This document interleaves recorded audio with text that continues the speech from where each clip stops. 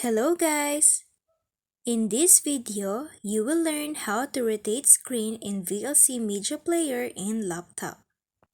To start, open your VLC application and then select the video you want to rotate. After that, you can see at the top of your screen, just click on Tools tab and then go to Effects and Filters. From there, go to Video Effects section.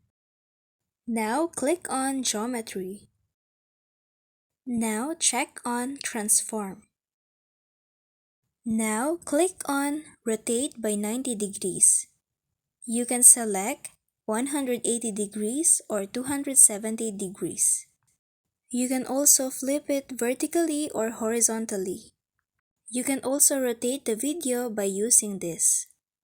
And then click on Save. Thank you for watching. Don't forget to like and subscribe.